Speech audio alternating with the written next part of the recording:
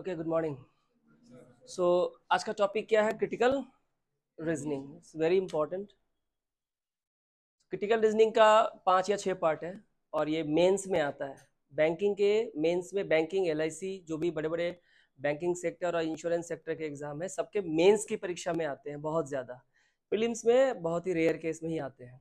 So from that point of view, you have to also prepare for the mains examination as well, together with the prelims examination. This chapter is equally important if you want to appear for any kind of examination where you have to compulsory facing the interview. So if you are going to face the interview type of examination like group B post या gazetted post, then you have to be very well acquainted with the idea of the cause and effect. ये जो critical reasoning है ना, ये critical reasoning क्या करता है? आपको mature बनाता है।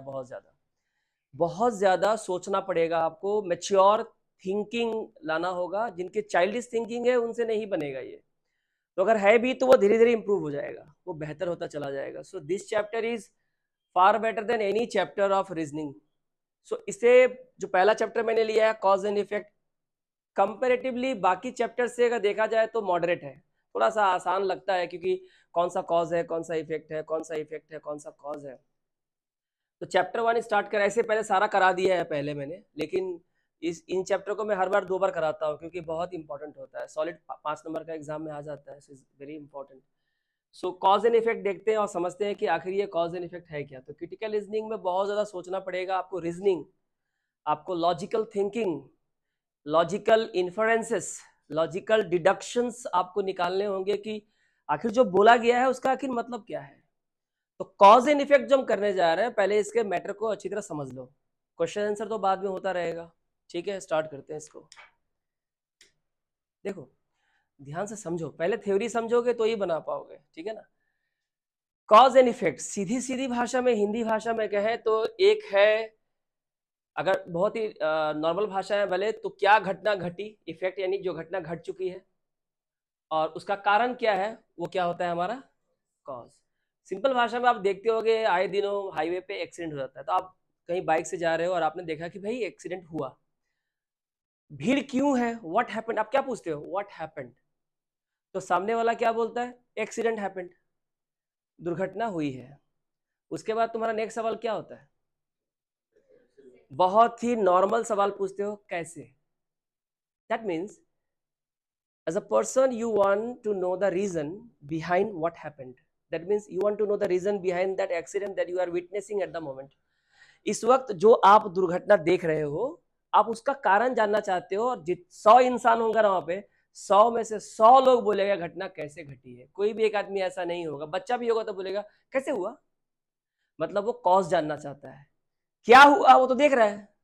तो जो हुआ है ना वो इफेक्ट है, कारण जानना है उसको। तो कारण किसी ने बताया, बाइक आगे जा रहा था, पीछे से कोई शराब पी के चला रहा था, उसको ठोक दिया, वो रीजन था। घटना जो घटी, व्हाट हैपेंड, वो इफेक्ट है। जब भी व्हाट हैपेंड पूछोगे आंसर आएगा तो इफेक्ट पूछ रहा है। वाई जब भी पूछोगे, वाई क्यों, तो वो उस घटना का क्या बताएगा, कॉज बताएगा। लेकिन दोनों में रिलेशन होना चाहिए। समझ में आ रहा ना कैसे? देखो, कॉज जो है, ध्यान समझो बात को, and it is very important. Cause is an event. Cause भी एक घटना ही है, कारण वो भी तो घटना ही होती है ना। शराब पी के गाड़ी चलाना तो इवेंट ही है, ठीक है। और ये इवेंट क्या करता है, एक दूसरे इवेंट को लीड करता है, और इसे ही हम लोग क्या बोलते हैं, इफेक्ट। तो कॉज भी एक इफेक्ट है, और उस कॉज के चेन रिएक्शन के चलते जो घटना घट गई, जो अगले घटना को लीड किया, वो भी क्या है, एक इवेंट ही है। पर उसे हम क्या बोलते हैं, लॉजिकल रीजनिंग में इफेक्ट बोलते हैं। उस कॉज का इफेक्ट, कारण ये था, इस कारण से ये घटना घटी है, तो ये कॉज हुआ, ये इफेक्ट हुआ। एन इवेंट और एक्शन, कोई भी घटना है या कोई भी एक्शन जो होता है, that causes something else to happen. कोई भी एक घटना, कोई भी तुम्हारे द्वारा किया गया कोई भी ऐसा एक्शन, तुम्हारे द्वारा लिया गया कोई भी ऐसा डिसीजन, तुम्हारे द्वारा किया गया कोई भी ऐसा काम, जिसके चलते दूसरे घटना को जन्म देता है, it recreates the another event due to the first your action और your reaction, that is called the effect. तो बिना कॉज का इफेक्ट हो सकता है क्या? जैसे जो हवाई जहाज जो क्रैश हुआ था अहमदाबाद में, तो अचानक से आपने पूछा क्या बात है, इतना न्यूज में से आ रहा है, क्या हुआ है? तो एक जो विमान है, जो एरोप्लेन है, वो क्रैश हो गया, सारे के सारे पैसेंजर मर गए। तो इतना जानने के बाद कोई भी इंसान चुप नहीं रहता है, वो क्या पूछता है, कैसे हुआ? हर कोई पूछा होगा ना, नहीं पूछा होगा तो मन में तो आया होगा कैसे हुआ, सर्च किया हो गूगल में, कहीं भी सर्च किया होगा कि भाई हुआ कैसे। तो जांच चल रहा है या कुछ आ रहा है, कुछ भी आ रहा है, जो भी सप्लाई बंद कर दिया पेट्रोल का, ये ऐसे हो गया वैसे हो गया, जो भी हुआ, तो जो उसके पीछे का तुम कारण जानना चाह रहे हो ना, अहमदाबाद प्लेन क्रैश का, वो आप कॉज जानना चाह रहे हो। जो प्लेन क्रैश होकर तुम देख रहे हो ना, ब्लास्ट हुआ, वो तो हुआ व्हाट हैपेंड, वो तो इफेक्ट है, कारण मिल जाएगा तो वो कॉज हो गया। यहां पे जो क्लू वर्ड होता है वो होता है because is a clue word that helps identify the cause. जब आप सवाल पूछते हो ना क्यों, दैट इज बिकॉज। जब बिकॉज का आंसर मिलता है कि किस कारण से हुआ, देन आप कॉज आपको मिल गया। यानी जब भी आप इसका जवाब मिलेगा आपको वाई, जब भी आप क्वेश्चन करोगे जो घटना घटी है वाई, वाई का जो जवाब मिलेगा वही क्या है, cause.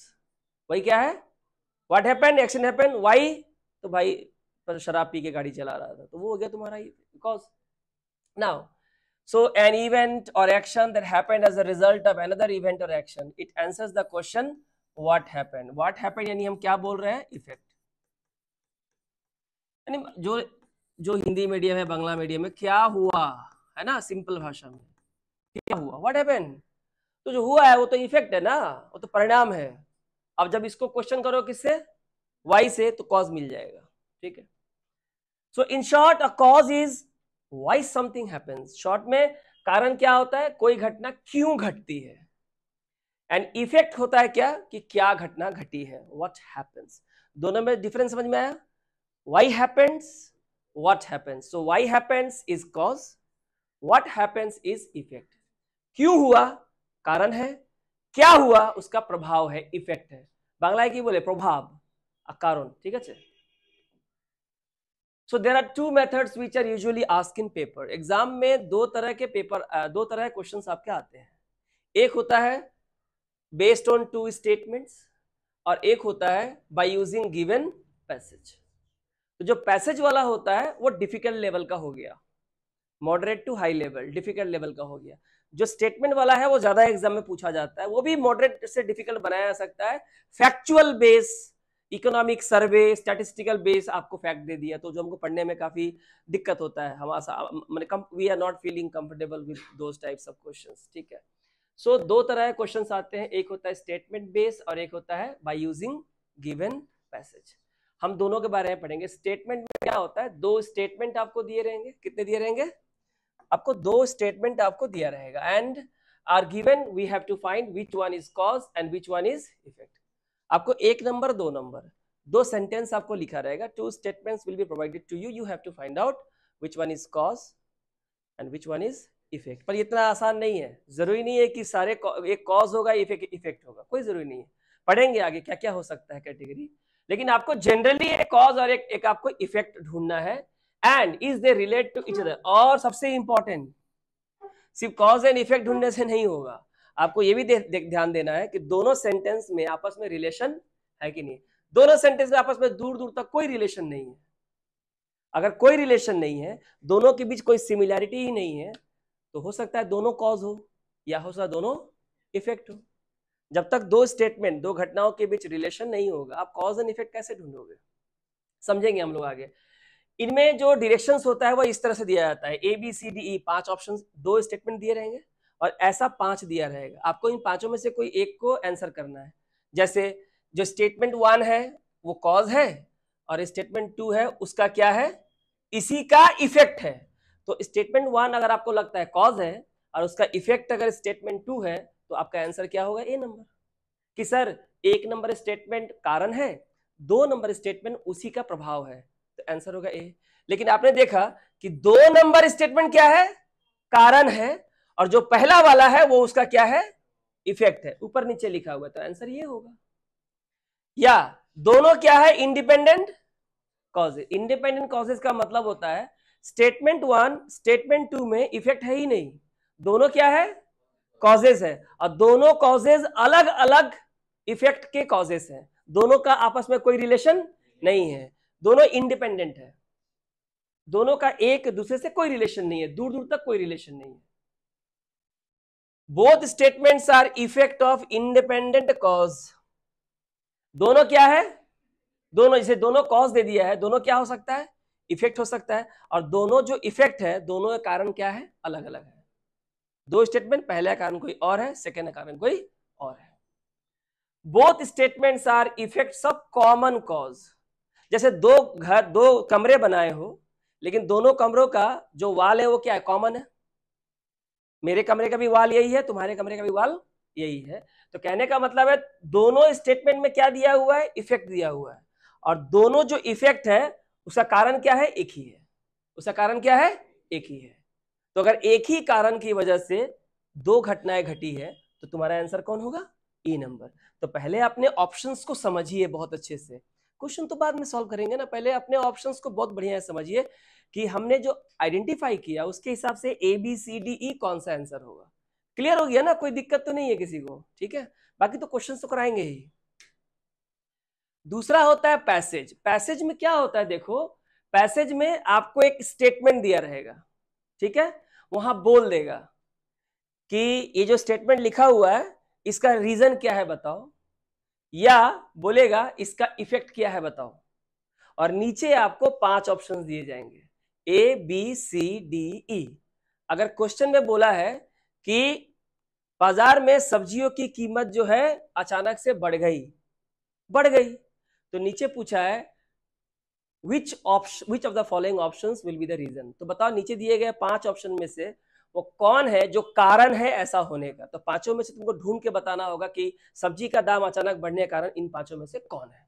That is called paragraph based questions, ठीक है। या बोलेगा कि ऊपर रीजन दिया हुआ है, बोलेगा कि इसका इफेक्ट कौन होगा। तो 5 ऑप्शन नीचे दिए गए हैं, आपको बताना है अच्छा ये कारण है, इसका इफेक्ट बताओ। इफेक्ट आपको ढूंढ के निकालना होगा। ये जनरली डिफिकल्ट लेवल का क्वेश्चंस होता है, पर सारे कॉन्सेप्ट यहीं से स्टार्ट होते हैं।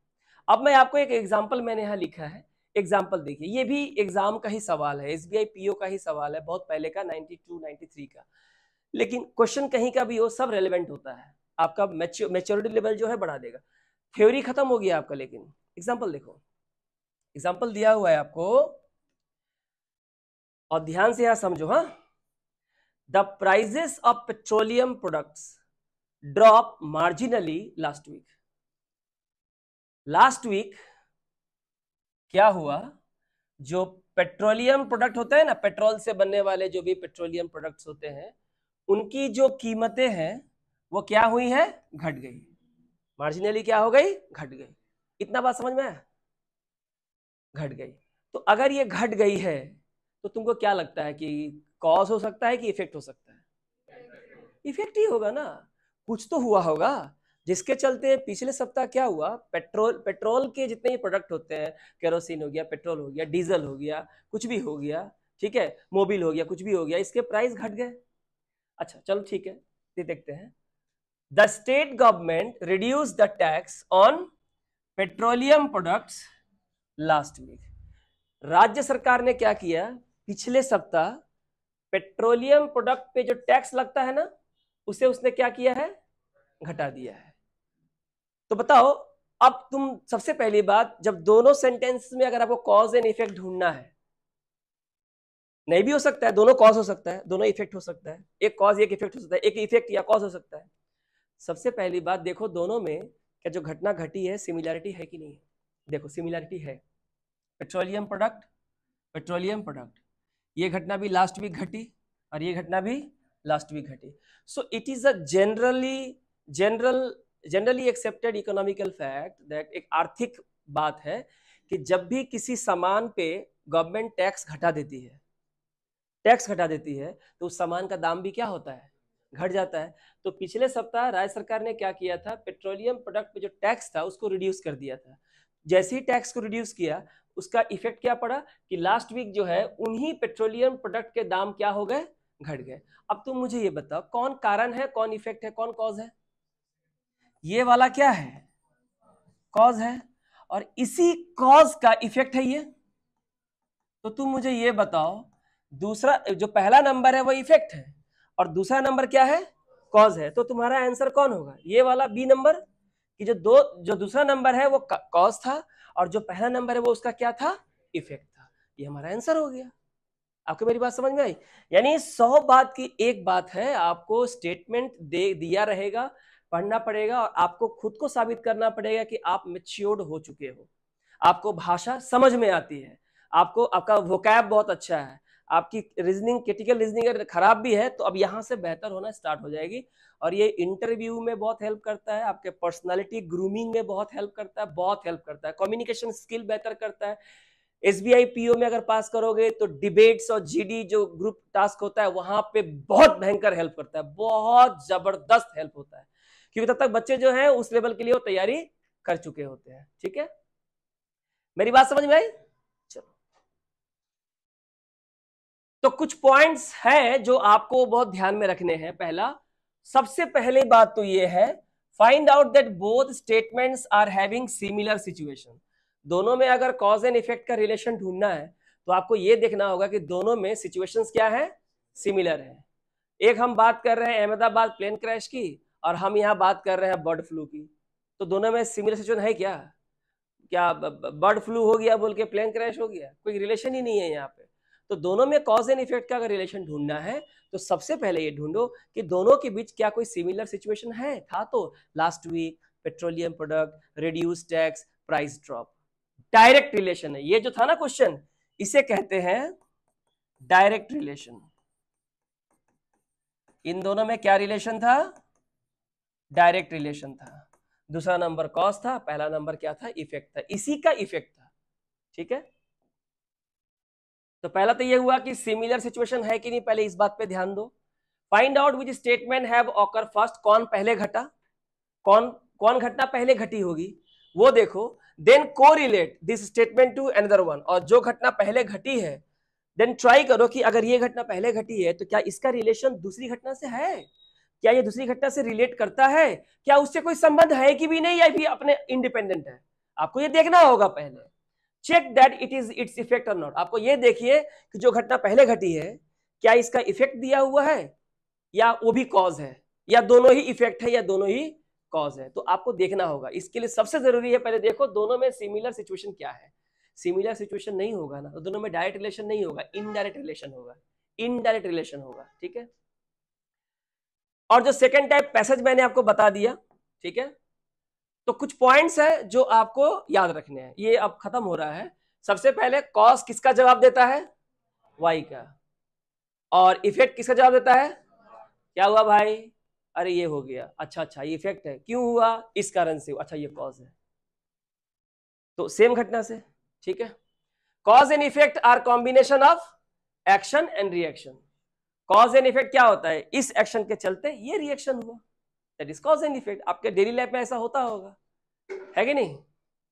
Remember that no effect can occur without a cause. कोई भी दुनिया में घटने वाला कोई भी इफेक्ट जो घटना घड़ी है, जैसे अहमदाबाद प्लेन क्रैश, ये तो व्हाट हैपेंड, तो बिना कॉज के हो सकता है, कभी भी नहीं हो सकता है।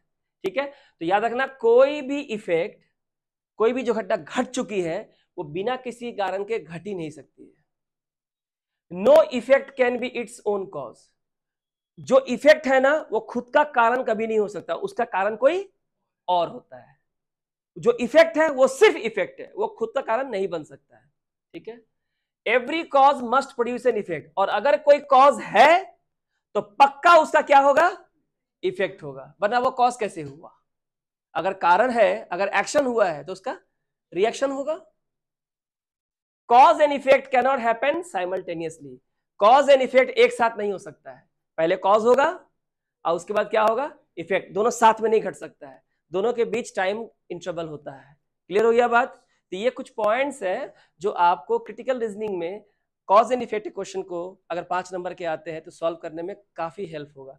आई होप आपको समझ में आ गया होगा। तो हम लोग सीधे सीधे क्वेश्चन में मूव करते हैं। ठीक है, सारे एग्जाम से क्वेश्चन लेंगे। एग्जाम में ऐसा कुछ बोल देगा आपको कि 2 स्टेटमेंट दिया हुआ है और आपको ए बी सी डी में से 5 में से कोई एक आंसर बताना है। मैंने बता दिया। अगर आपको ऐसा लगता है कि पहला वाला कॉज है, दूसरा वाला इसी का इफेक्ट, वो लिखा हुआ है इट्स, पढ़ना, पहला वाला कॉज है, इसी कॉज का ये इफेक्ट है। ये नहीं कि पहला कॉज है दूसरा इफेक्ट है, ऐसे नहीं। पहला कॉज है और उसी का इफेक्ट है तो ए नंबर आंसर होगा, या दूसरा वाला कॉज है और पहला वाला इसी का इफेक्ट है तो सेकंड आंसर होगा।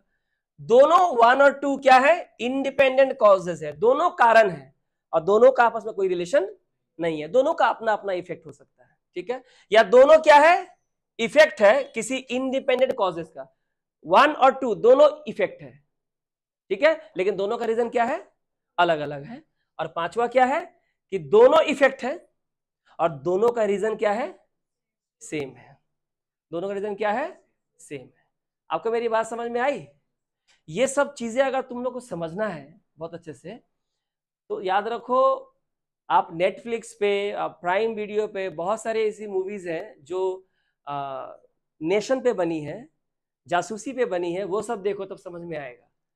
जैसे कल मैं देख रहा था IB-71, जो 1971 में जो ईस्ट पाकिस्तान में जो पाकिस्तानियों ने जो बांग्लादेशियों पे जो अत्याचार किया, गोली पकड़ के गोली मार देते थे रास्ते में, कहीं भी मार दिया करते, इतना भयंकर अत्याचार। तो और वहां पे क्या था कि जो पाकिस्तान था वो क्या कर रहा था कि एयर स्ट्राइक का तैयारी कर रहा था चाइना के साथ मिलके।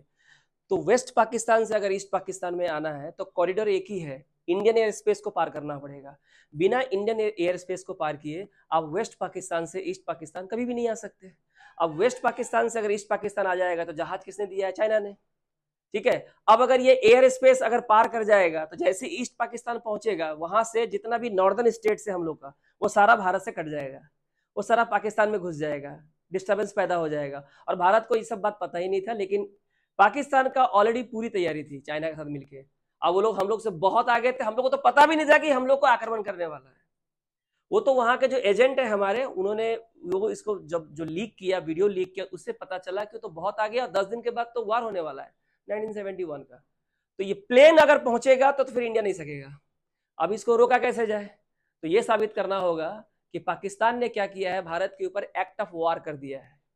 एक होता है वार और एक होता है आप कुछ ऐसा करते हो जो युद्ध के जैसा ही होता है, वो एक तरह का वार ही माना जाता है।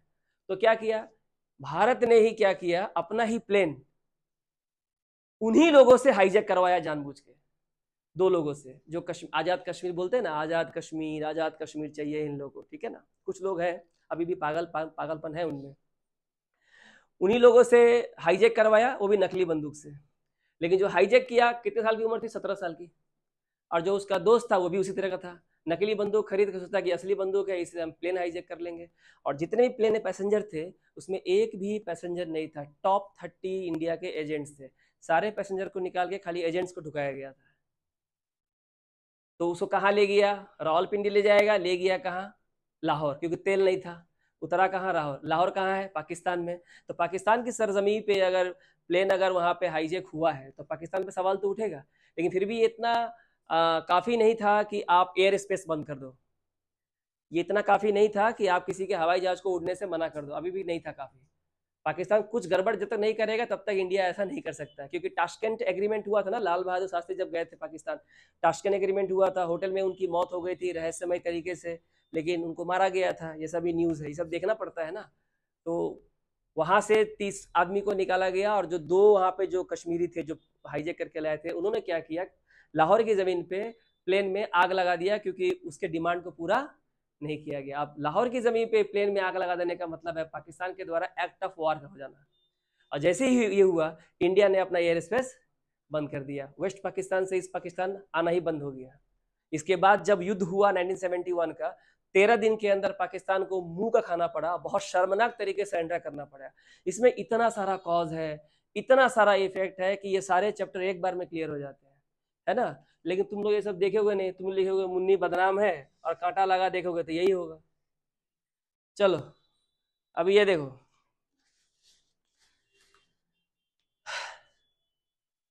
पढ़ लो एक बार अच्छा से, ठीक है। मैं समझा देता हूं। The prices of vegetables have been increased considerably during this summer. ये इस गर्मी के महीने में क्या हुआ, सब्जियों के दाम जो है काफी ज्यादा बढ़ गए। Clear? There is tremendous increase in the temperature during this summer, thereby damaging crops greatly. इसी समर में क्या हुआ कि जो टेम्परेचर है वो बेतहाशा बढ़ा, बहुत ज्यादा गर्मी लगी और इस गर्मी के चलते क्या हुआ, जो खड़ी फसल थी, जो क्रॉप्स थे, वो सारे के सारे क्या हो गए, नष्ट हो गए। ठीक है, आप एक बार देखिए, हड़बड़ी मत कीजिएगा, ठीक है, मुझे फर्स्ट सेकंड थर्ड का प्राइस नहीं देना यार।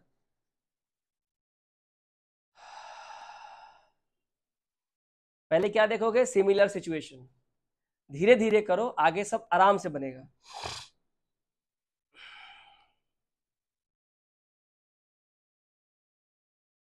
मिल गया, बताइए कौन क्या है। देखो यहाँ पे है क्रॉप्स और यहाँ पे क्या है, तो ये भी तो क्रॉप्स ही है, ये भी तो फसल ही होता है ना। ठीक है, और इनके प्राइस क्या हो गए, बढ़ गए। और यहाँ दिया है दिस समर, और यहाँ भी क्या है, this summer. So situation similar है और मेरे ख्याल से डायरेक्ट रिलेशन है। आप बिहार का एग्जांपल ले लो, बिहार में इस वक्त बहुत ज्यादा धूप पड़ रही है, बहुत ज्यादा, यहाँ से करीब जितना धूप, जो लास्ट जो धूप आपने झेला होगा उससे करीब 4 से 5 गुना ज्यादा। तो धान की जो फसल जो गांव में लगी है, खासकर मेरा जो गांव है वहां से कुछ लोग अभी आए भी थे, तो जो धान की जो फसल है वो खड़े खड़े जल गई। जल गई मतलब उसमें बीज जो होता है ना खराब हो जाता है, तो काट के भी क्या कुछ नहीं मिलेगा। तो धान की फसल में क्या होता है, हमेशा आपको पानी चाहिए। अब बताओ कि आपने अगर 10 बीघा जमीन में खेती की है धान की और बारिश नहीं हुई है, तो मान लो 6 बीघा जमीन का जो धान है वो खराब हो गया, उसके बाद बारिश हुई तो 4 बीघा जमीन जो बचा वहां पानी मिला, अच्छा धान हुआ, तो उस धान को वो ज्यादा दाम में बेचेगा ना कम दाम में, ऑफकोर्स ज्यादा दाम में बेचेगा। कोई उपाय नहीं है, क्योंकि जो 6 बीघे का धान जो खराब हो गया उसका पैसा कहाँ, वो तो उसका इन्वेस्टमेंट था ना, बीज है, फर्टिलाइजर है, लेबर है, श्रम है ना, पानी है, बहुत कुछ है। ठीक है ना। सो ये वाला सेकंड वाला क्या था, कॉज, ये कारण था सब्जियों के दाम बेतहाशा बढ़ने का। तो ये वाला क्या है, इसका इसी का इफेक्ट है, ये मत भूलना है, ये कॉज है और इसी कॉज का इफेक्ट है फर्स्ट वाला। तो बताओ दूसरा वाला कॉज है, पहला वाला इफेक्ट है, दूसरा वाला कॉज है, पहला वाला इफेक्ट है, तो आंसर कौन होगा, बी नंबर। तो इसका जो आंसर होगा वो होगा बी नंबर। हर एक क्वेश्चन आपके मैच्योरिटी को बढ़ाता चला जाएगा धीरे धीरे। ठीक है, क्लियर हो गया ये। चलो 2 नंबर सवाल पढ़ो।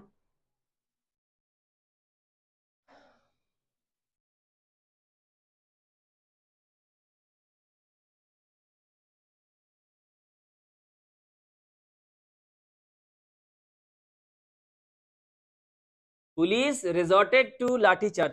रिजॉर्टेड टू का मतलब होता है अपनाया, अडॉप्टेड। रिजॉर्टेड में हमेशा टू लगता है, रिजॉर्ट कभी तुम अकेले नहीं लिख सकते हो, resorted to. Police resorted to lathicharge to disperse मतलब तितर बितर करना, सेपरेट करना। So police resorted to lathicharge to disperse the unlawful gathering of large number of people. क्या हुआ, बहुत बड़ी संख्या में लोग अनलॉफुल गैर कानूनी तरीके से एक जगह जमा हुए और उसी भीड़ को तितर बितर करने के लिए पुलिस ने क्या किया, लाठीचार्ज किया। ठीक है।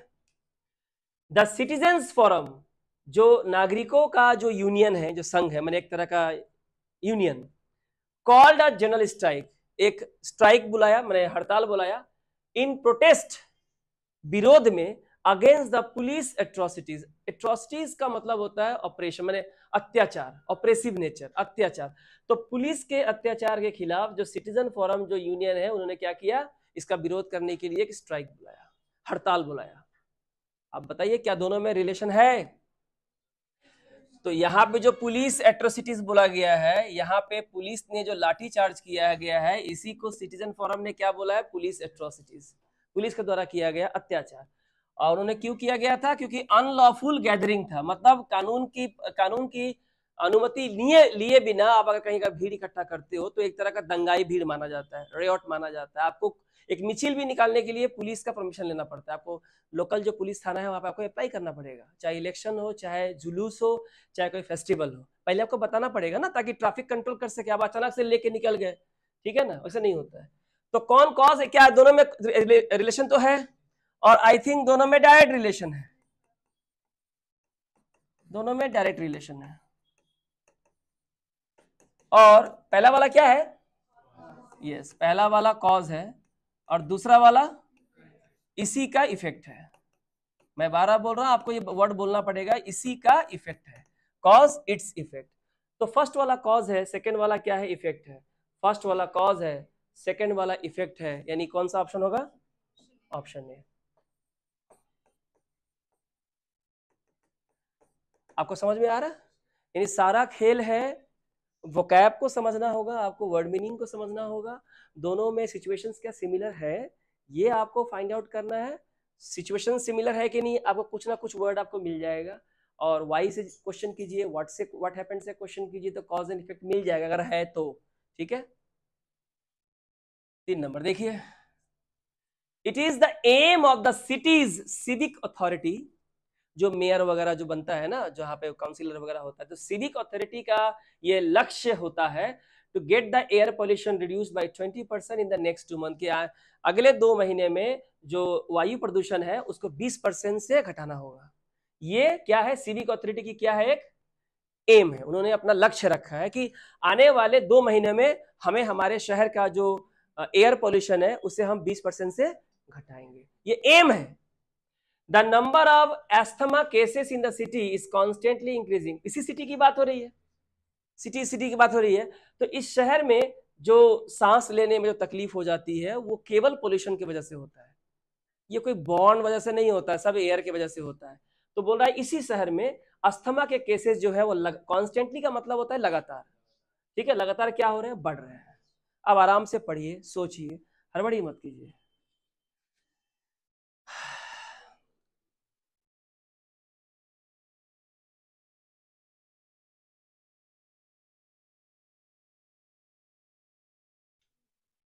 यहाँ पे सिटी है, यहाँ पे क्या है, सिटी है, सेम सिटी की बात हो रही है, और यहाँ पे जो अस्थमा के केसेस हैं वो बढ़ते हैं। ये खबर कहाँ से मिलती है, सिविक अथॉरिटी को। सिविक अथॉरिटी का मतलब होता है म्यूनिसिपल कॉर्पोरेशन है, यानी काउंसलर होगा, मेयर होगा। तो इन्हें खबर कहाँ से मिल रही है कि जो डिस्पेंसरी है, जो अस्पताल है, यहाँ पे अस्थमा केसेस क्या हो रहे हैं, लगातार बढ़ते जा रहे हैं, पिछले साल से काफी बड़े हैं। इससे क्या होता है, जो सिविक अथॉरिटी है उससे मालूम चलता है कि पक्का हमारे यहाँ क्या हो रहा है, पोल्यूशन बढ़ रहा है। तो पोल्यूशन अगर बढ़ रहा है तो पोल्यूशन जब तक कम नहीं होगा, अस्थमा केसेस, दिल्ली में तो पूरे के पूरे अस्थमा के पेशेंट ही भरे हुए हैं, हार्ट के पेशेंट भरे हुए हैं, लंग के पेशेंट भरे हुए हैं, ठीक है ना, वहां पे तो कॉमन है, ठीक है ना। तो इसे बताओ क्या होगा आंसर, कौन सा कॉज है, ये वाला कारण है। अरे इसी कारण का इफेक्ट कौन है, ये वाला, क्योंकि इसी कारण के चलते तो सिविक अथॉरिटी ने एम किया कि ठीक है, आने वाले 2 महीनों में हमें ऐसे उपाय करने होंगे कि हम एयर पोल्यूशन को 20% से कम कर सके, और 20% से कम करेंगे तो उनका कुछ पैरामीटर होगा कि 20% से कम होने से अस्थमा केसेस काफी घटेंगे। इसे दिल्ली में तो बहुत सारे घरों में जो अफोर्ड कर सकते हैं एयर प्यूरिफायर रखते हैं, एसी तो खैर लेटरिन में भी मिलेगा वहां, ठीक है। 4 नंबर देखो, अब तक 3 क्वेश्चन किए हो, डायरेक्ट रिलेशन है, मतलब सिमिलर सिचुएशन था, उसको बोलते हैं direct relation. The police authority has recently caught a group of house breakers, police वालों ने, पुलिस अधिकारियों ने हाल में ही जो घर तोड़ने वाले, जो जबरदस्ती घर में घुस जाते हैं, ऐसे एक ग्रुप को क्या किया है, पकड़ा है, ठीक है। द सिटीजन्स ग्रुप, जो सिटीजन्स ग्रुप है लोकेलिटी में, ठीक है, एक जहाँ जो रेसिडेंशियल एरिया होता है उनकी कोई कमेटी होती है ना, एक वो लोग सेक्रेटरी होता है। The citizens group in the locality have started night vigil in the area, तो उस लोकेलिटी में जो सिटीजन्स ग्रुप है, एक समुदाय है, उन्होंने रात को निगरानी करना एरिया में शुरू कर दिया। विजिल का मतलब होता है निगरानी करना, ठीक है। आप पढ़िए आराम से, लेकिन ये जरूर बताइएगा कि डायरेक्ट रिलेशन है कि इनडायरेक्ट रिलेशन है, कॉज इफेक्ट तो बाद में।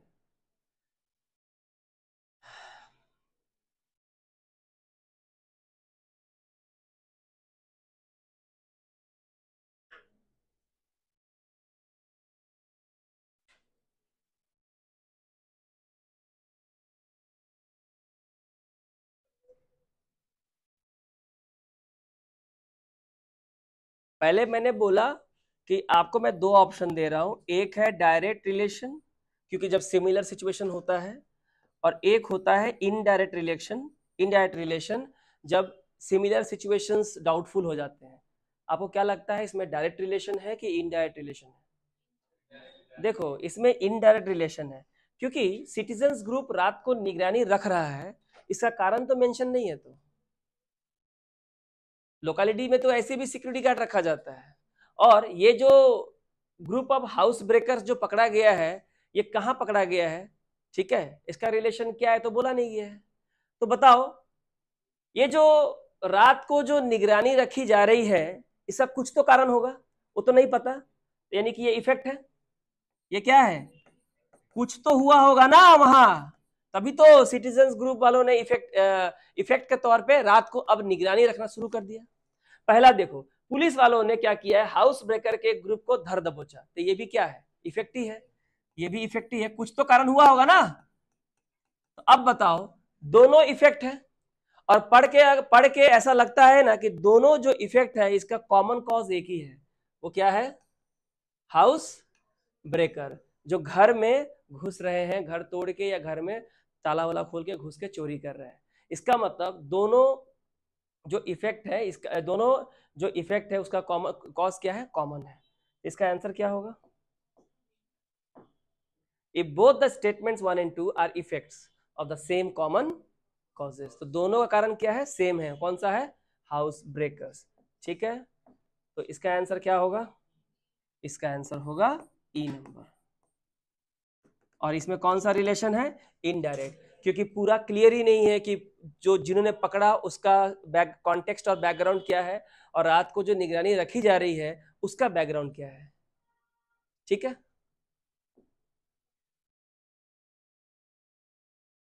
पहले डिसाइड करो डीआर है कि आईआर है, ठीक है।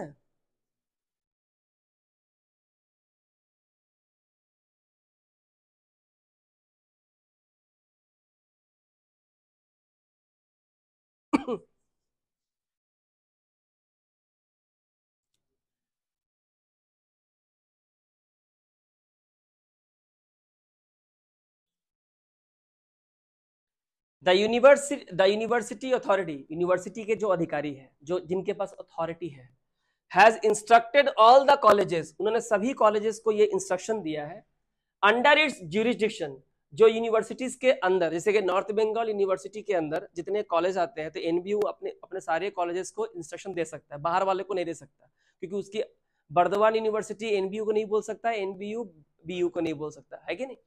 तो यूनिवर्सिटी ने अपने अंदर आने वाले सारे कॉलेजेस को ये इंस्ट्रक्शन दिया है कि to ban use of all phone inside the college premises, कि कॉलेज में आ जाने के बाद कॉलेज प्रीमाइसेस के अंदर किसी भी तरह का मोबाइल फोन यूज नहीं होगा, ये बैन है। बैन मतलब लेके नहीं आ सकते, बैन मतलब ये नहीं कि साइलेंट मोड में लेके आओगे, बैन मतलब लेके ही नहीं आना है, वर्ड को समझना, बैन है मतलब कॉलेज प्रीमाइसेस में तुम आओ लेकिन तुम्हारे पास मोबाइल फोन नहीं होना चाहिए, कहां रखोगे तुम्हारी मर्जी। Number 2, majority of the teacher, ज्यादातर टीचरों ने कॉलेजेस के जो थे उन्होंने ज्वाइंट पिटिशन क्या किया, साइन किया to the university complaining the disturbances caused by cell phone ringtones inside the classroom. Classroom के अंदर क्या होता था, सेल फोन के रिंगटोन बजते थे और टीचर्स को पढ़ाने में काफी दिक्कतें होती थी, काफी परेशानी होती थी। तो उन्होंने क्या किया, अपनी यूनिवर्सिटी को ज्वाइंटली एक पिटिशन साइन करके भेज दिया कि ऐसी ऐसी घटना घट रही है। तो आपको क्या लगता है क्या रिलेशन है, ये तो डायरेक्ट रिलेशन है भाई, ऐसा कंप्लेन आया है और ज्वाइंट पिटिशन साइन करके यूनिवर्सिटी को भेजा गया है, और इसी कारण से यूनिवर्सिटी ने क्या किया, ये डिसीजन लिया कि अब से कॉलेज प्रीमाइसेस में मोबाइल फोन बैन हो जाएंगे। इसका मतलब ये 2 नंबर क्या है, कॉज है, और ये इसका क्या है, इफेक्ट है। आपको बात समझ में आई। तो दूसरा वाला कॉज होगा और पहला वाला इफेक्ट होगा, तो ऑप्शन कौन सा होगा, बी नंबर। अब आपको समझ में आ रहा है कि चीजें क्रिटिकल रीजनिंग कैसे करते हैं, ठीक है, ये करो।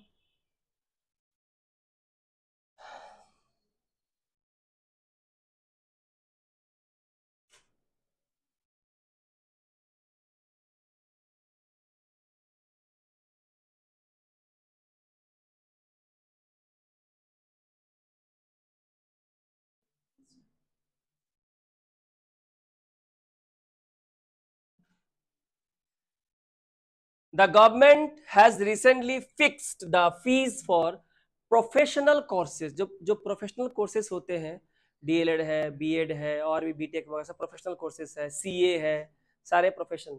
So the government has recently क्या किया, उन्होंने प्रोफेशनल कोर्सेज का फीस फिक्स कर दिया, ऑफर्ड बाय अनएडेड इंस्टीट्यूशन, मैंने ऐसे इंस्टीट्यूशन जिनको गवर्नमेंट से कोई एड नहीं मिलता है, गवर्नमेंट को स्पॉन्सरशिप नहीं मिलता है, कोई अनुदान एडवांस नहीं मिलता, अनएडेड। एक होता है एडेड, एक होता है अनएडेड।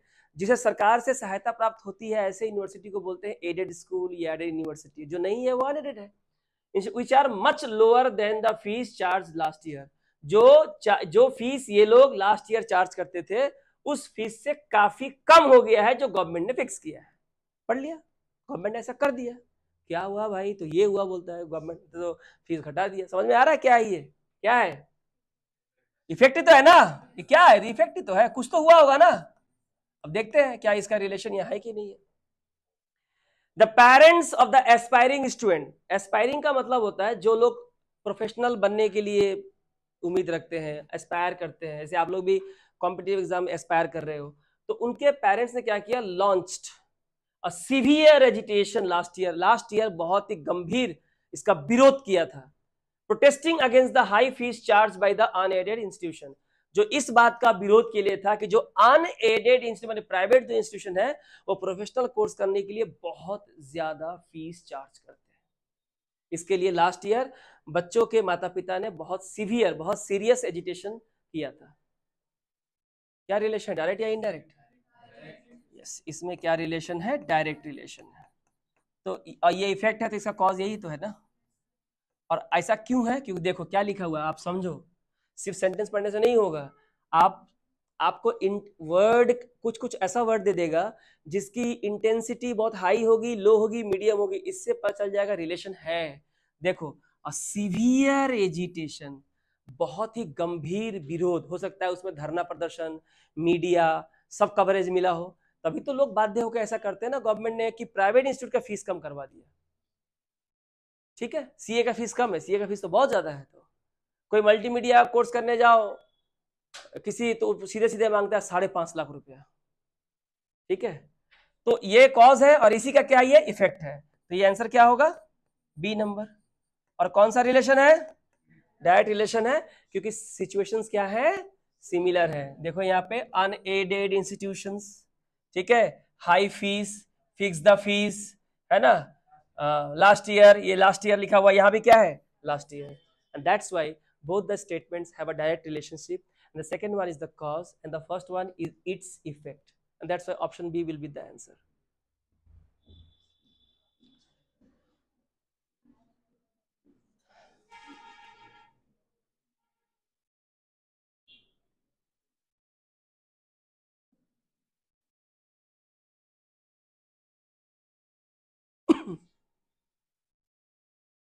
कह रहा है large number of people living in the low lying areas have been evacuated, का मतलब होता है खाली करा देना। इवैक्यूएट का मतलब होता है किसी जगह को खाली करा देना। So large number of people living in the low lying area, low lying area माने क्या होता है? जो सी लेवल से नीचे की ओर है, माने जहां बाढ़ अगर आ जाए तो उस जगह पर जल्दी पानी भर जाएगा, हाई एरिया पे तो नहीं पहुंचेगा। जैसे अलीपुर क्या है, लो लाइंग है कि हाई लाइंग है? वहां पानी भर जाता है ना बहुत बाढ़ में, तो क्या है वो बड़े बड़े जो फ्लैट्स लिए हैं लाओ, वहां भी पानी भरा रहता है पूरा ग्राउंड फ्लोर पे, है कि नहीं। सो लो लाइंग एरिया में जो लोग रह रहे हैं उन्हें क्या किया गया? खाली करवाया गया during the last few days to safer places. Last के जो कुछ दिन बचे थे उन कुछ दिनों में सुरक्षित जगह पे ले जाने के लिए लो लाइंग एरिया पे जो लोग रह रहे थे उनसे वो जगह खाली करवाई गई। हो गया, समझ में आ गया? तो कोई घटना घटी ना। The government has rushed in relief supply, government ने बहुत जल्दी रिलीफ सप्लाईज, मतलब खाना पीना, फर्स्ट एड का सामान वगैरह सप्लाई करना स्टार्ट किया to the people living in the affected areas. प्रभावित इलाकों में जो लोग रह रहे थे उनको सप्लाई की कमी ना हो जाए, खाने पीने की कमी ना हो जाए, औषधियों की कमी ना हो जाए, एपिडेमिक महामारी फैल गया उसके लिए वैक्सीन वगैरह कमी ना हो जाए, तो ये सप्लाई करना स्टार्ट कर दिया। बहुत ध्यान से पढ़िएगा।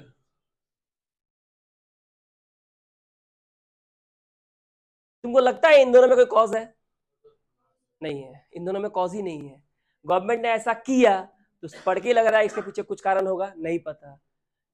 लोगों को खाली करवा दिया गया तो ये भी व्हाट हैपेंड, अरे क्या हो रहा है, लोगों को खाली कराया जा रहा है, इफेक्ट। तो एक बात तो साफ हो गई कि दोनों क्या है?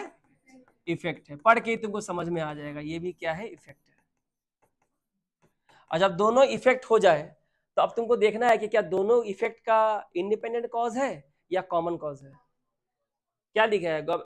रिलीफ सप्लाई कब देती है? जब कोई जगह पे कोई नेचुरल कैलामिटी, प्राकृतिक आपदा, भूकंप, टाइफून, फ्लड, ऐसी कोई घटना घट जाती है तो खाली भी करवाया जाता है और रिलीफ सप्लाई भी कैंप वगैरह में पहुंचाया जाता है। तो हो सकता है दोनों इफेक्ट है और दोनों का कॉज क्या है? कॉमन है। Common cause that is earthquake हो सकता है ना?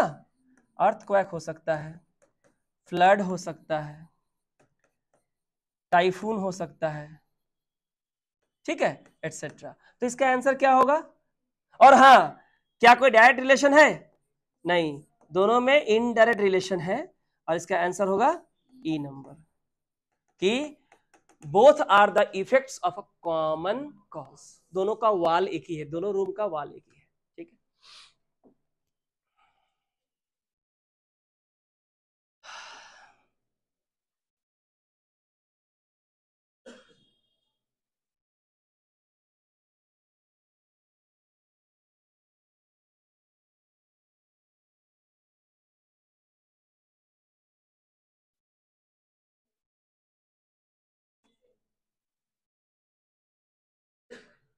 मुझे इसका आंसर बताओ, ए बी सी डी ई में से पढ़ लिए तो देखो तो कौन सा आंसर होगा।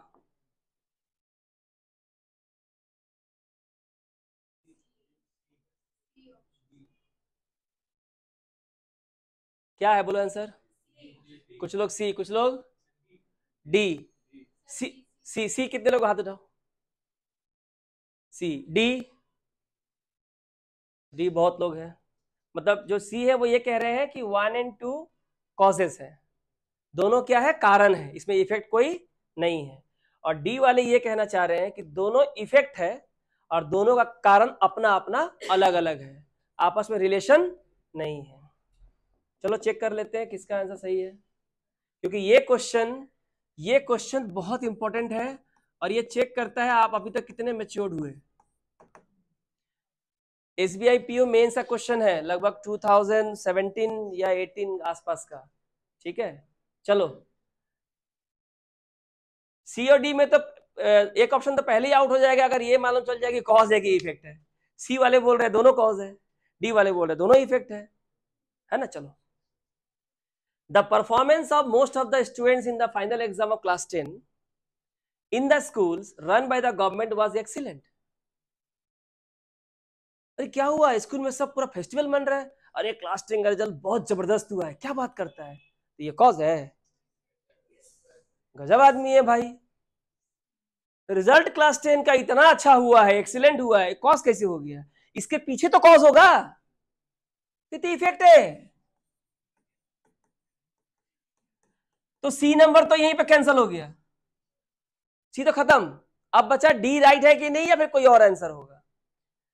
Many teachers of the government school, सरकारी स्कूलों के बहुत सारे टीचर्स जो हैं लेफ्ट द स्कूल, सरकारी स्कूल छोड़ दिए, ज्वाइंट प्राइवेट स्कूल ज्वाइन कर लिए। तो इसके पीछे भी कोई कारण होगा, तो ये क्या है? इफेक्ट है। अब दिक्कत ये है कि सी नंबर तो होगा नहीं, बचा डी और ई, क्योंकि दोनों अगर इफेक्ट है तो ए नंबर भी गया, बी नंबर भी गया, क्योंकि ए और बी में एक तो कॉज है एक तो इफेक्ट है, या दोनों इफेक्ट है तो ए और बी कैंसल, दोनों चूंकि इफेक्ट है सी भी कैंसल, क्योंकि सी में बोला दोनों कॉज है, तो ये भी खत्म। पढ़ के लग रहा है, पढ़ के पता कर लो ना कौन सा कॉज है कौन सा इफेक्ट है, ठीक है। अब बताना यह है कि क्या दोनों का अगर डी नंबर आंसर होगा तब जब दोनों का कॉज अलग अलग होगा, ई नंबर आंसर तब होगा जब दोनों का कॉज सेम होगा। ये बताइए, आपके पास दो ऑप्शन है, एक बात तो साफ है, या तो डी आंसर होगा या तो ई आंसर होगा। एक बात तो ये भी साफ है कि दोनों में इनडायरेक्ट रिलेशन है। अरे भैया बोला है,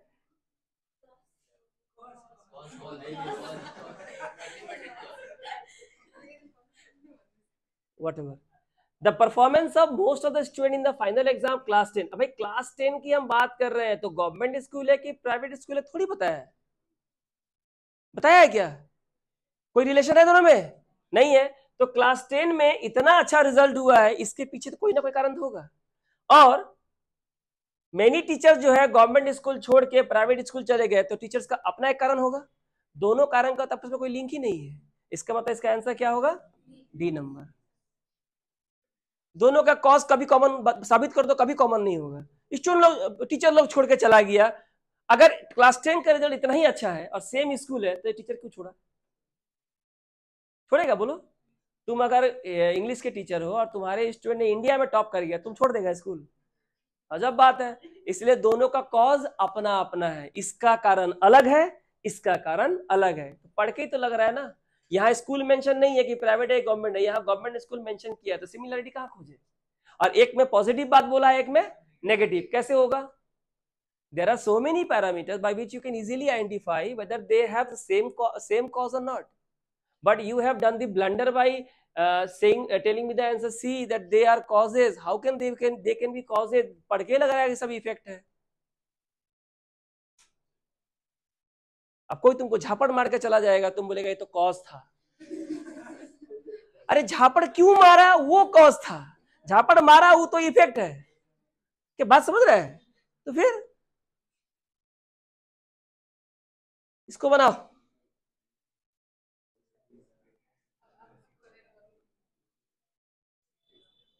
तुम लोग जवाब एक दूसरे से मत पूछो, यही गलती करते हो, अपना जवाब ढूंढो। तुम इन्फ्लुएंस्ड हो रहे हो दूसरों के कहने पे, वो मत करो। देखो यार सही आएगा।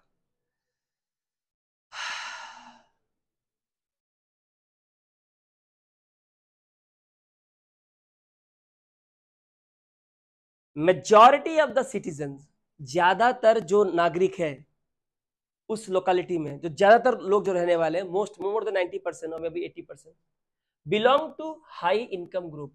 उनका इनकम बहुत ज्यादा है, मतलब अमीर लोग हैं। हाई इनकम ग्रुप का मतलब होता है अमीर लोग।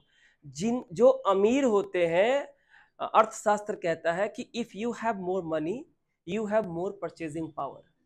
अगर आपके पास पैसे ज्यादा हैं तो आपकी क्रय करने की शक्ति भी ज्यादा होती है, आप ज्यादा डिमांडिंग होते हो, है कि नहीं? The sales in the local supermarket, उसी लोकल सुपरमार्केट में, locality, local supermarket are comparatively much higher than in other locality. दूसरे लोकेलिटी के मुकाबले इस लोकेलिटी में जहां पे हाई इनकम ग्रुप के लोग रहते हैं, उनका सेल क्या है? बाकी की तुलना में ज्यादा है। तो ऑटोमेटिकली तुम्हारा सेल्स तो बढ़ जाएगा। अगर तुम ऐसे रेसिडेंशियल एरिया में खोल के रखे हो, ठीक है, तो वहां पे हाई इनकम ग्रुप वाले लोग रहते हैं, तो नहीं नहीं नहीं नहीं करके भी 10-20 प्लेट मोमो तो खा ही जाएंगे वो लोग, है कि नहीं? पैसा ज्यादा है, कोई भी दाम बोलोगे ले लेगा। क्योंकि हाई इनकम ग्रुप के जो लोग होते हैं ना, वो ज्यादा मोलाई नहीं करते हैं। उनको लगता है कि इससे मेरा स्टेटस जो है डाउन हो जाता है। समझ रहे हो कि नहीं समझ रहे हो? तो बताओ यहाँ पे पहला वाला क्या है? कॉज है, और इसी का ये क्या है? इफेक्ट है। क्योंकि दूसरी लोकेलिटी में इस लोकेलिटी के बजाय हाई इनकम ग्रुप के लोग नहीं रहते हैं, और इस लोकेलिटी में ज्यादातर मेजॉरिटी लिखा है ना, सिटीजन हाई इनकम ग्रुप वाले हैं, तो वहां पे तो होगा ही होगा। ठीक है, तो इसका आंसर क्या होगा? ए नंबर, और डायरेक्ट रिलेशन है। क्लियर हो गया बात? ये कीजिए।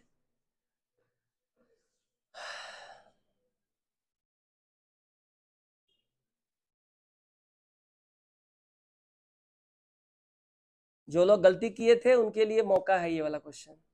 ये वाला क्वेश्चन भी पहले ही बोल देते हैं, अभी तुम्हारा माइंड चेंज हो जाएगा, देख लेना। ये चेक करेगा फिर अभी तक आप मैच्योर्ड हुए कि नहीं। पहले बता दिए तो आप थोड़ा, अब दिमाग तुमको अब अलग तरह सोच रहा होगा। देखो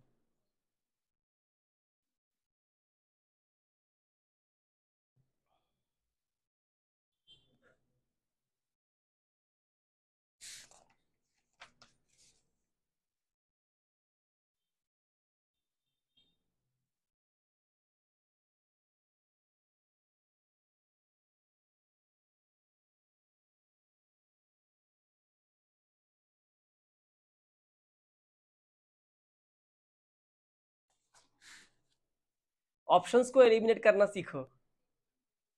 क्या डी और ई हो सकता है? ऑप्शन डी और ई में क्या है? दोनों इफेक्ट है। क्या ये दोनों इफेक्ट है? नहीं, तुम खुद देखो। अगर तुम में से किसी को लग रहा है कि दोनों इफेक्ट नहीं है, तो डी और ई आउट। बचा कौन? ए बी सी, ए और बी आंसर तब होगा जब एक कॉज होगा और एक इफेक्ट होगा, तो तुम बताओगे।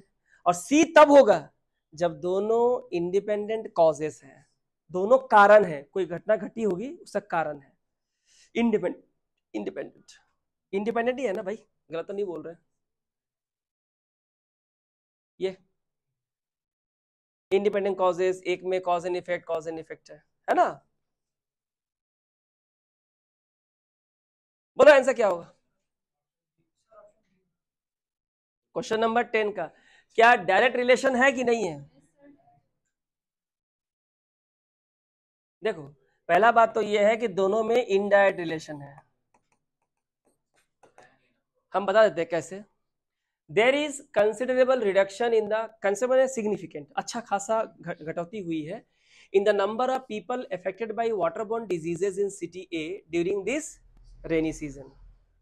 इस रेनी सीजन में क्या हुआ है कि सिटी ए है, उसमें पानी से होने वाली जो बीमारी के जो पेशेंट्स है उसकी संख्या काफी कम हुई है।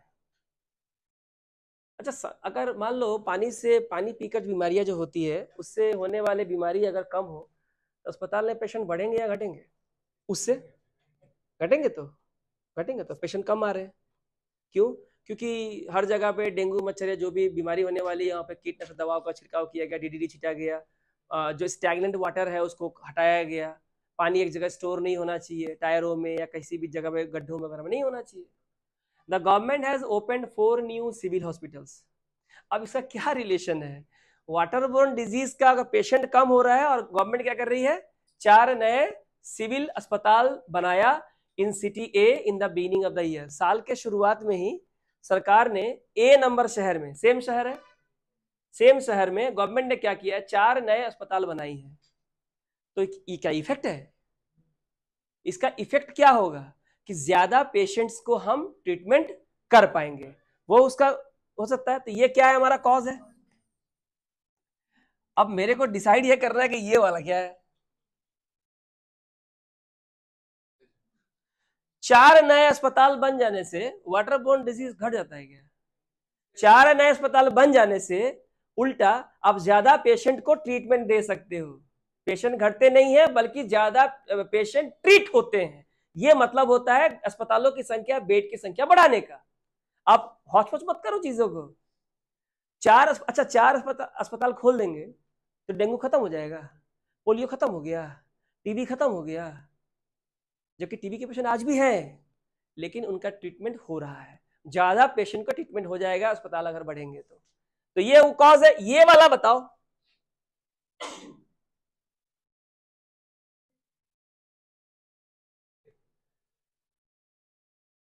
इसका इससे कोई रिलेशन नहीं है तो ये तो इफेक्ट हो ही नहीं सकता, क्योंकि अगर ये इफेक्ट होगा तो आंसर होगा बी नंबर, और बी नंबर कभी भी नहीं होगा क्योंकि इस कॉज का इफेक्ट ये नहीं है। ज्यादा अस्पताल सुनो, ज्यादा अस्पताल बनाने से पेशेंट की संख्या घटती नहीं है बल्कि ज्यादा पेशेंट को हम ट्रीट कर पाते हैं, ये इसका मतलब होता है। इस कॉज का अगर ये इफेक्ट नहीं है तो ये इफेक्ट कभी भी नहीं होगा, क्योंकि अगर ये इफेक्ट हुआ तो आंसर बी नंबर होगा, बी कभी भी नहीं होगा क्योंकि ये कॉज है, इसका ये इफेक्ट नहीं है। तो ये क्या है, ये कॉज है, ये भी एक कारण है जिसके चलते अस्पतालों में इफेक्ट क्या पड़ा, वाटरबॉर्न डिजीज से बढ़ने वाले पेशेंट की संख्या क्या हो गई, घट गई, उस बीमारी से घट गई। ठीक है, तो दोनों इंडिपेंडेंट कॉजेज है, कौन होगा आंसर, सी नंबर। ऐसा जगह फंस सकते हो तब एक ही चीज काम आएगा कि ये तो कॉज है लेकिन किसी भी एंगल से इसका ये इफेक्ट कभी नहीं है, और अगर ये इफेक्ट नहीं है तो एक ही चीज हो सकता है कि ये कॉज है। आंख बंद करके बोल सकते हो कॉज है, क्योंकि ये कॉज है और इस कॉज का ये इफेक्ट अगर नहीं है तो इसको कॉज ही होना पड़ेगा, क्योंकि आंसर हमको ए बी सी डी ई में से लाना है। डी और ई दोनों आउट होगा। क्यों आउट होगा, क्योंकि एक नंबर जब कॉज हो गया तो डी और ई में क्या बोला था, दोनों इफेक्ट है। डी में क्या बोला था, दोनों इफेक्ट, ई में क्या बोला, दोनों इफेक्ट, इफेक्ट तो दोनों है ही नहीं, तो डी और ई तो आउट। अच्छा बी नंबर क्यों आउट होगा, बी नंबर इसलिए आउट होगा क्योंकि ये कॉज होने से ये इफेक्ट होगा, लेकिन इस कॉज का ये इफेक्ट नहीं है, और ये कॉज नहीं है तो ए नंबर आउट। ए नंबर क्या बोला, ये कॉज है ये इफेक्ट है, तो ये अगर कॉज है तो ये तो इफेक्ट है ही नहीं, तो कॉज है, ए नंबर आउट। ये कॉज होगा तो इसका इफेक्ट लेकिन ये नहीं है, तो बी नंबर आउट, तो बचा कौन, सी नंबर।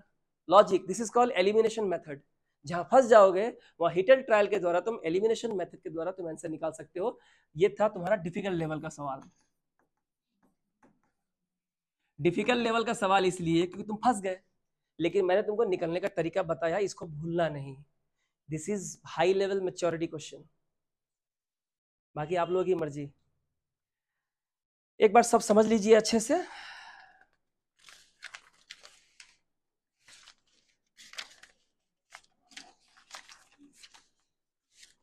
अब एक क्वेश्चन और कराएंगे जो कि पैराग्राफ बेस होता है, ये वाला। वो जो पैराग्राफ बेस आता है ना, मैंने कहा है वो ये था स्टेटमेंट बेस्ड, और एक क्वेश्चन इस तरीके का आता है, ये पढ़ लीजिए। लिखा है high end pawn stores. Pawn store समझते हो, जहां पे आप चीजों को गिरवी रख के पैसे लेते हो, उसे कहते हैं पॉन स्टोर्स। ठीक है, अमेरिका वगैरह विदेश में, यूरोपियन कंट्री बहुत चलता है, जगह जगह आपको पॉन स्टोर मिल जाएगा। High end pawn stores are getting increasingly popular. जो जहां पे काफी अच्छे दाम मिलते हैं, हाई फाई चीजें की बिक्री होती है, ऐसे हाई एंड पॉन स्टोर्स काफी तेजी से पॉपुलर हो रहे हैं। इसके ऊपर तो शोज भी आते हैं, डिस्कवरी वगैरह में शोज आता है। Yes, which of the following may be a probable reason for the above phenomenon. तो ये जो घटना घट रही है, फेनोमेनन कि पॉन शॉप काफी हाई एंड पॉन शॉप काफी पॉपुलर हो रहे हैं, इसके पीछे आपको क्या लगता है कि इसका रीजन क्या है?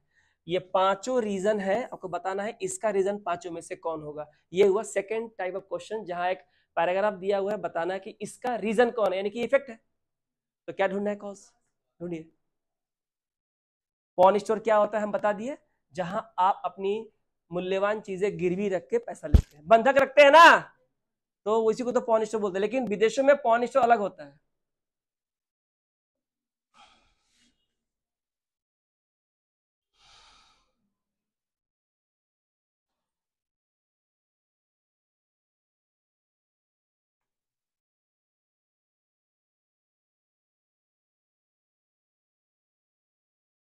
इस क्वेश्चन का आंसर देने से पहले मैं कुछ बोलता हूं, नहीं तो आप रिलेट नहीं कर पाओगे। हमारे यहाँ पे पॉन स्टोर बहुत कम आता है, सिलीगुड़ी में एक है पॉन स्टोर, लेकिन उस लेवल का भी नहीं है, हाई एंड नहीं है, लेकिन फिर भी है। हम लोग बंधक कैसे रखते हैं? तुमको पैसा का जरूरत है और तुम्हारे पास सोना है, तुम तो क्या करता है, पड़ोसी को ही दे देता है, ये रख लीजिए ना, हमको 1 लाख रुपया दे दीजिए, जब आएगा ना तो आप ले लीजिएगा, हम छुड़वा लेगा। वो बोलता ठीक है ठीक है ठीक है। तो क्या पॉन स्टोर है? नहीं। अच्छा, जरूरी है वो तुम्हारा ले ही लेगा? पता नहीं, देखिए मेरे पास पैसा अभी नहीं है, तो मैं ये बंधक उंधक का झमेला मैं नहीं रख सकता, because they are not professional, they don't have a pawn store. वो तुम्हारा पड़ोसी है भाई। ठीक है। दूसरा, गलामाल दुकान में चले गए, भैया ये साइकिल रख लीजिए ना, हमको 1,000 रुपये का दरकार है, हम दे देंगे तो हमको पैसा लौटा दीजिएगा, ब्याज ले लीजिएगा। अरे मुदी का दुकान है वो, गलामाल दुकान है, उसको क्या बना दिया तुम, पॉन स्टोर बना दिया। लेकिन क्या वो पॉन स्टोर है? क्या जरूरी है लेगा? और लेगा तो साइकिल रखेगा कहाँ? ठीक है, दे आर नॉट प्रोफेशनल। हम जाते हैं सोनार के दुकान में, जाते हैं तो वहां जाते हैं, भाई ये सोना रख लीजिए, सोना का अंगूठी है, चांदी का पायल है, वगैरह वगैरह है, इतना पैसा का, जो वो देखेगा, सब कुछ देखेगा, उसको मन है तो लेगा, नहीं मन है तो नहीं लेगा, प्लस वैल्यू भी तुम्हारे हिसाब से नहीं देगा। तो एक्चुअली ये जो लोकल जो वेंडर्स होते हैं ना, ये क्या होते हैं, इनके मर्जी का ऊपर है, दे आर नॉट प्रोफेशनल। ये आपका सामान रख भी सकते हैं, नहीं भी रख सकते हैं, लेकिन पॉन स्टोर में क्या होगा, आपको आपका चीज का दाम भी मिलेगा, और वो लोग कोई भी सामान तुम लेके जाओ, अगर वो वैल्यू है थोड़ा सा भी है तो उसके हिसाब से वैल्यू देगा, लेकिन वो गिरवी रखेगा, बिकॉज वो दुकान ही खोला है, उसीलिए उसका नाम ही है पॉन स्टोर। लाइए सामान गिरवी रखे ले जाइए। ठीक है, बहुत ही इंटरेस्टिंग शो चलता है डिस्कवरी, जो चलता है ना, वो दाढ़ी वाला जो टकला है, जो है कि नहीं, काफी ज्यादा कमाता है पैसा, वो तो पेंटिंग भी खरीदता है, लाखों डॉलर का, करोड़ों डॉलर खरीदता है। तो कुछ भी लेके जाओ, अगर वो जेन्युइन है, तो एक एक एक $1 हो या $1 लाख हो, जो वैल्यू होगा आपको अच्छा मिलेगा। और कभी कभी कस्टमर के हिसाब से भी मिल जाता है, नेगोशिएबल अच्छा होता है। लेकिन यहाँ लोकल में ऐसा हो सकता है? नहीं। तो इसलिए चूंकि लोकल में ऐसा नहीं होता है, तो जरूरत महसूस हुई कि भाई ऐसे कामों के लिए लोगों की जरूरत तो है, पैसे की जरूरत है, तो पॉन स्टोर जरूरी है। और जब पॉन स्टोर खुलने लगा, तो ये धीरे धीरे क्या हो गया, पॉपुलर हो गया, इतना पॉपुलर हो गया कि इनके ऊपर शोज बनने लगे। पता आंसर क्या होगा?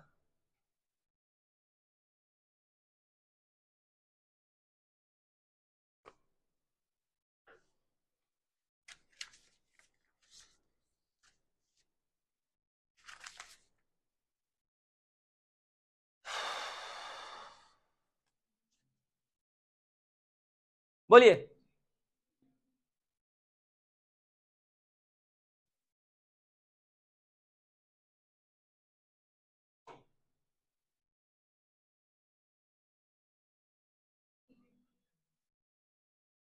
सब कुछ तो बता दिया मैंने, आंसर ही बता दिया तुमको, क्या होगा? ठीक है, मैं पढ़ता हूँ। हाँ, for those who borrow a couple of $1,000 against से Rolex watch, the rates change from 12% to more than 60% on an annualized basis. ये क्या है? इसे क्या मतलब है पॉन स्टोर का कि रोलेक्स वॉच को 1,000 $2,000 चाहिए तो रोलेक्स वॉच रख दिए, तो उसका जो रेट है, रेट का तो बातें नहीं कर रहे आप, सवाल पूछा पॉन स्टोर इंक्रीजिंगली पॉपुलर क्यों हो रहा है, तो वो रेट बता रहे हो तुम। ये नहीं होगा, कोई रिलेवेंस ही नहीं है। That pawn shops exist to lend money, pawn shops होते हैं पैसा देने के लिए उन लोगों को who fall on hard times, जिनकी परिस्थिति खराब हो जाती है। कौन बोलता है रे, जिसकी परिस्थिति खराब हो जाती है वही जाके बंधक रखता है? पॉन स्टोर उनके लिए नहीं होता है। तुम करोड़पति है पर तुम्हारे पास एक सामान है फालतू का, शौकिया। राजस्थान में देखते हो खटिया में बैठ के वो क्या पीता है, बोलते हैं उसको हुक्का, है ना? या लोकल में बहुत लोगों के पास होगा, अभी नहीं पीते होंगे, तो वो उसके लिए शौक का चीज हो गया। पॉन स्टोर में लेके जाओ, बहुत पुराना माल है, अच्छा दाम मिल जाएगा, जबकि उसको पैसे की जरूरत है नहीं है। तो यहाँ बोलता है जो हार्ड टाइम होता है, जिनके ऊपर बहुत विपत्ति आ जाती है, दुख आ जाता है, उसके लिए पॉन स्टोर खुल के बैठा है। कौन बोलता है? कोई भी जो अमीर है, करोड़पति है, वो लोग भी जाके बेचते हैं, और जिनको पैसे की जरूरत है वो लोग भी जाके बेचते हैं। तो ये कोई रीजन नहीं है पॉन स्टोर का। अच्छा, आपके मुसीबत आ गई है, पॉन स्टोर में जाइए, ऐसा कुछ नहीं है।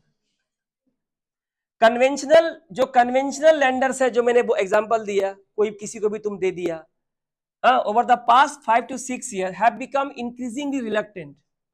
रिलक्टेंट का मतलब होता है अनविलिंग, मतलब ये लोग नहीं चाहते हैं कि ये लोग किसी का जो चीजें जो है बंधक अपने पास रखी, कुछ घटना अगर घट गया तो पुलिस केस हो जाएगा, क्रिमिनल केस हो जाएगा, क्यों किसके पूछ के रखा, तुम कागज पत्तर किया, क्योंकि ये सारा काम एग्रीमेंट पे होता है। देखता है ना, जो भी कुछ सामान वो लोग बेचता है पॉन स्टोर में, सबका क्या होता है? एग्रीमेंट बनता है कि नहीं? एग्रीमेंट बनने से क्या होता है, आप लीगली काम कर रहे हो, और लीगल काम बंधक का सिर्फ पॉन स्टोर में होता है। तो क्या हो गया, ये लोगों को क्रेडिट देने के लिए मना कर देते हैं, और एक्चुअल रीजन यही है। जब कोई चीज ऑब्सोलीट हो जाती है, जब कोई चीज आउट ऑफ फैशन हो जाती है, तब हमें नए चीज की जरूरत महसूस होती है। पुराने जमाने में शशि कपूर की जो फिल्में आती थी, उस समय का पैंट कैसा होता था? बेल बटन, नीचे का पैंट कैसा था रे भाई? बैगी बैगी ना, 4-5 लोग तो घुस जाएंगे उसके अंदर एक साथ। तो उस तरह का पैंट आता था, काफी क्लासिक होता था। उसके बाद वो ऑब्सोलीट हुआ तो क्या आया? जीन्स आया। जब जीन्स, एक ही तरह का जीन्स जब लोगों ने पहनना शुरू कर दिया, सबने पहना, कुत्ता गधा सब वही पहन रहा है, तो फिर क्या हुआ? फिर से बैक गया, फिर जीन्स में नीचे क्या आने लगा? Bell bottom. मानते हो कि नहीं मानते हो? Bell bottom. फिर क्या हुआ? फाड़ना स्टार्ट हुआ, जगह जगह फाड़ फाड़ के प्रदर्शन स्टार्ट हो गया, यहाँ फाड़ेंगे, यहाँ फाड़ेंगे, इधर फाड़ेंगे, नहीं इधर भी कुछ दिखाना होगा, इधर भी फाड़ दो, ठीक है। और फिर वो शहनशाह का जो रस्सी है, रस्सी और हवाई जहाज का चाबी, सब मतलब लगाना स्टार्ट कर दिया। प्लाजो का जमाना पहले था, जो हमारे काका मामा जो पजामा पहनते थे, बड़का बड़का, इतना इतना बड़ा बड़ा अब वो पैजामा जो है, अब वो प्लाजो का रूप लेके लड़कियां लोग पहनती है। तो ये चल रहा है ना इस तरह से। तो कोई चीज जब ऑब्सोल्यूट हो जाती है तो नई चीजों की जरूरत पड़ जाती है कि नहीं? इसका आंसर कौन होगा हमारा? C number. ठीक है, तो आई होप आप लोग का आज का क्लास समझ में आ गया होगा। Thank you.